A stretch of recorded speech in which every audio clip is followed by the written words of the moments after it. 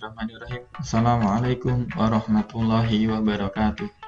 Alhamdulillahirrabbilalamin. Pada kesempatan ini, Pak Guru akan membahas materi terkait kebugaran jasmani, di mana kebugaran jasmani ini sangat penting bagi kita dalam menjalankan, dalam meraih, dalam menuntaskan berbagai aktivitas kehidupan kita sehari-hari. Kebugaran jasmani yang pertama yaitu pengertian dari kebugaran jasmani. Kebugaran jasmani adalah kemampuan fisik yang dimiliki oleh seseorang untuk melakukan berbagai aktivitas fisik tanpa harus mengalami kelelahan atau tanpa mengalami rasa capek yang berarti. Dalam bahasa Inggris, istilah kebugaran jasmani disebut dengan physical fitness. Jadi istilah lain, kebugaran jasmani yaitu physical fitness. Seseorang yang memiliki kebugaran tubuh yang baik akan memiliki kemampuan menjalankan aktivitas sehari-hari dengan efektif karena memiliki cukup kebugaran sehingga mampu mendukung aktivitas inti dan juga aktivitas tambahan dalam menjalankan kehidupan sehari-hari. Yang berikutnya yaitu tujuan dari kebugaran jasmani. Untuk meningkatkan kebugaran jasmani, seseorang harus melakukan latihan secara teratur. Kurangnya daya tahan kelenturan persendian, kekuatan dan kelincahan menyebabkan kondisi fisik seseorang tidak sempurna. Adapun fungsi dan tujuan dari kebugaran jasmani diantaranya yaitu yang pertama, meningkatnya sistem sirkulasi darah, sistem saraf, dan fungsi jantung. Yang kedua, meningkatnya komponen kelenturan, stamina, dan juga kecepatan. Yang ketiga, mempercepat pemulihan fungsi organ tubuh setelah berlatih atau bahkan pada kondisi-kondisi tertentu, misalnya pada ibu hamil, orang tua, dan pemulihan setelah sakit. Yang keempat, bagi olahragawan, derajat kebugaran jasmani yang tinggi berfungsi untuk meningkatkan prestasi. Dan yang terakhir, merangsang perkembangan dan pertumbuhan bagi balita dan anak-anak. Yang berikutnya yaitu konsep dari kebugaran jasmani. Kebugaran jasmani tidak hanya menggambarkan kesehatan, akan tetapi lebih merupakan cara mengukur individu dalam melakukan kegiatannya sehari-hari. Ada 3 hal yang penting yang perlu kita ketahui dalam kebugaran jasmani, yaitu yang pertama, fisik berhubungan dengan otot, tulang, dan bagian lemak. Yang kedua, fungsi organ berhubungan dengan efisiensi sistem jantung, pembuluh darah, dan paru-paru dalam sistem pernafasan. Yang ketiga, respon otot berhubungan dengan kecepatan, kelenturan, kelemahan, dan kekuatan.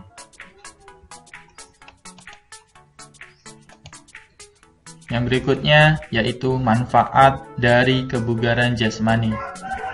Yang pertama, membentuk kekuatan dan daya tahan otot-otot tubuh. Yang kedua, meningkatkan fleksibilitas. Yang ketiga, membentuk keberanian, kepercayaan diri, dan kesanggupan untuk bekerja. Yang keempat, merangsang pertumbuhan pada tubuh, terutama anak-anak. Yang kelima, mencegah obesitas atau kegemukan. Yang keenam, mempunyai rasa tanggung jawab dalam memelihara kebugaran dan kesehatan tubuh. Yang ketujuh, mengurangi stres dan menambah kebahagiaan. Yang kedelapan, terhindar dari beragam penyakit. Yang kesembilan, menurunkan kandungan lemak jahat dalam tubuh. Yang kesepuluh, menurunkan risiko kanker. Dan yang terakhir, meningkatkan mood dan daya energi.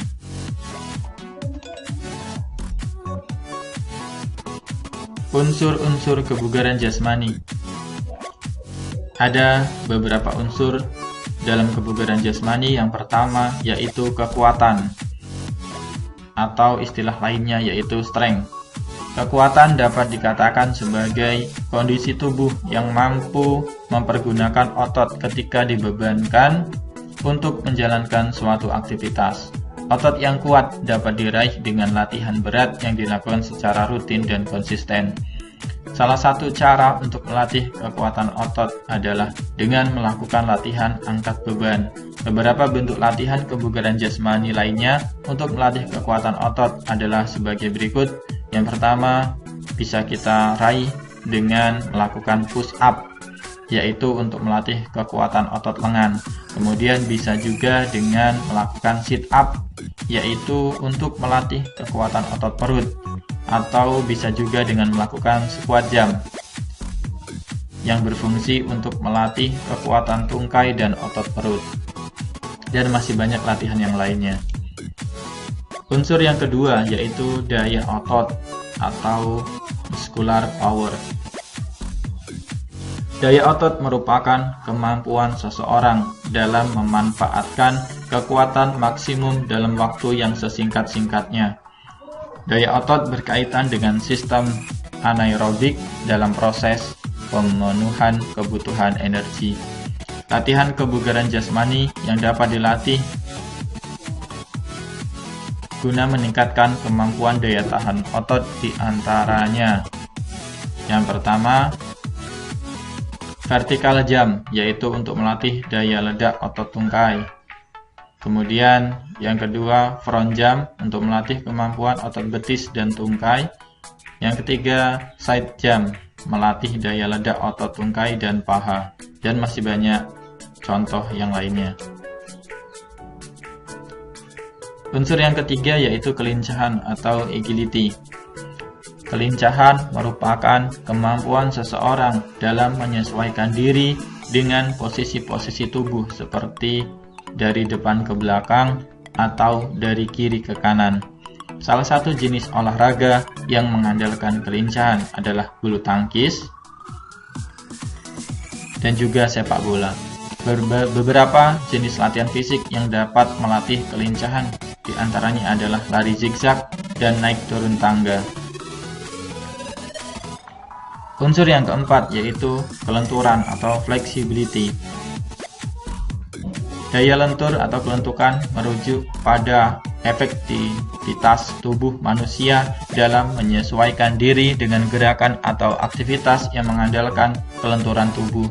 Contoh latihan yang dapat melatih daya lentur adalah senam, yoga, dan juga renang.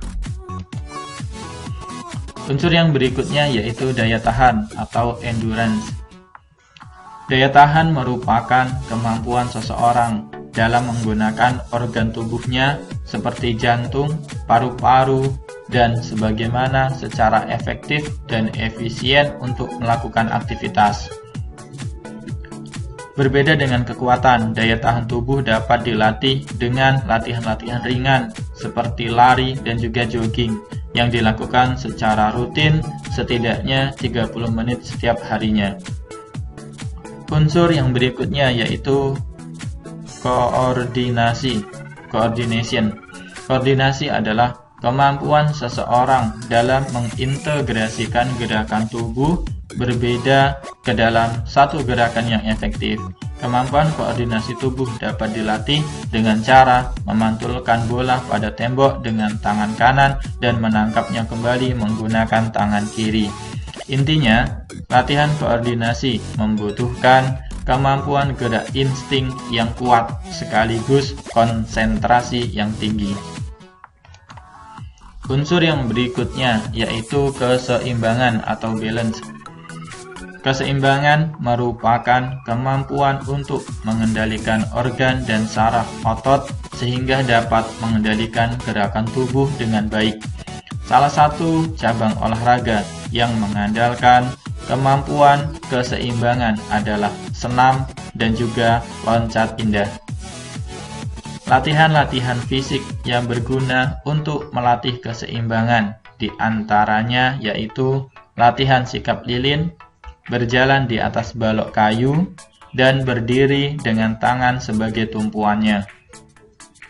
Unsur yang berikutnya yaitu ketepatan atau akurasi. Ketepatan adalah kemampuan dalam mengendalikan gerakan sesuai dengan sasaran. Permainan bola bowling dan memanah merupakan cabang permainan olahraga yang mengandalkan ketepatan. Beberapa latihan yang dapat dilakukan untuk melakukan ketepatan atau akurasi diantaranya yaitu melempar bola pada keranjang atau sasaran tertentu. Unsur yang berikutnya yaitu reaksi atau reaction. Reaksi merupakan kemampuan seseorang dalam menanggapi rangsangan atau stimulus yang diberikan orang lain. Bentuk latihan kebugaran jasmani untuk melatih ketepatan reaksi adalah lempar tangkap bola. Unsur yang berikutnya yaitu kecepatan atau speed. Kecepatan merupakan kemampuan seseorang dalam melakukan gerakan keseimbangan berkesinambungan dalam waktu sesingkat-singkatnya. Kemampuan ini sangat diandalkan dalam olahraga yang membutuhkan kecepatan seperti lari jarak pendek 100 dan 200 meter. Kekuatan otot tungkai juga sangat berpengaruh dalam melatih kecepatan gerak tubuh manusia. Latihan utama yang dilakukan untuk meningkatkan kecepatan adalah berlari 50-200 meter.